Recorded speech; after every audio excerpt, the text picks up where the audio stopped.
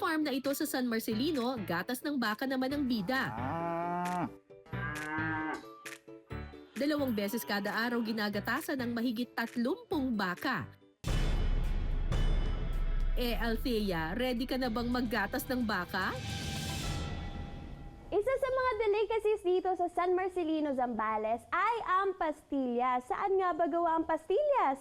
Sa gatas ng baka. At ngayon kaya tayo nandito, susubukan natin at magpapaturo tayo kung paano nga ba kumuha ng gatas galing sa baka. Kaya tara na, let's go!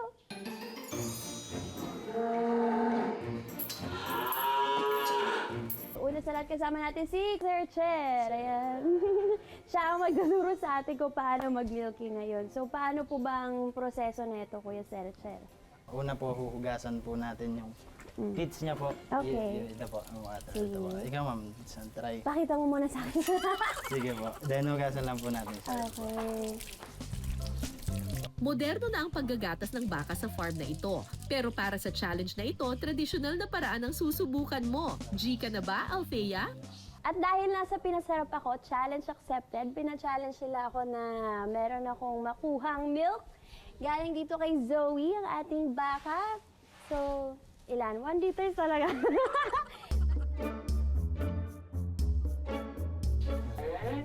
Yan. Ayun. Medyo press mo pa po hanggang dulo. Yan po. Parang naganto lang po. Ganun. Ah, okay. Yan. Yan. Tapos pag nawala, tsaka ko siya ulit pwedeng ganunin. Hindi ko alam kung anong feeling. Parang nasasaktan siya. Pero hindi naman siya nagre-react. At sabi niyo, di ba, mahirap. Ah, yan na siya! Ayan. Hindi. Sorry. Ah, okay. Uy, wait lang. Dito na lang tayo, kuya. Sayang eh. Ayan. Ayan, pwede na yan. Ayan. Parang sa akin napupunta eh. Hanggang dulo. Yan po. Parang naganto lang. Nakakangalay pala yung ganito.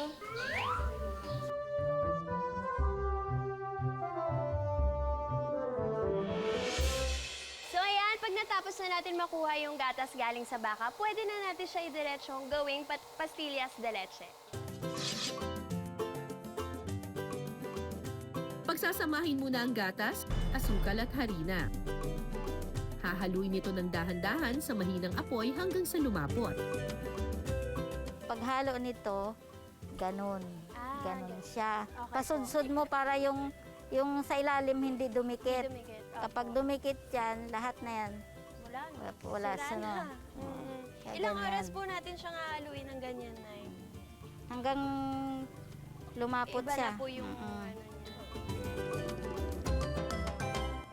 Matapos ang 2 oras sa paghahalo, ito na ang kalalabasan ng pastillas de leche. Ito yung pastillas namin. Okay, ayun. Alam niyo ba, pastillas yung isa sa pinaka-paborito ko talaga.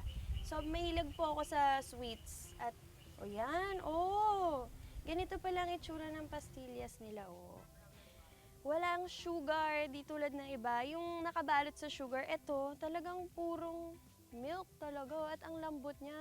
Uy! Ang tamis. Talagang malalaman mo pag fresh eh. Ito, fresh talaga siya. Ang sarap po. Pwede po ba ako mag-uwi ng mga 10? Ang sarap! Tsaka malambot siya, creamy. Ganon yung feeling niya. Oh, wow. Kakaiba po itong pastillas de leche. Sarap po, Nay.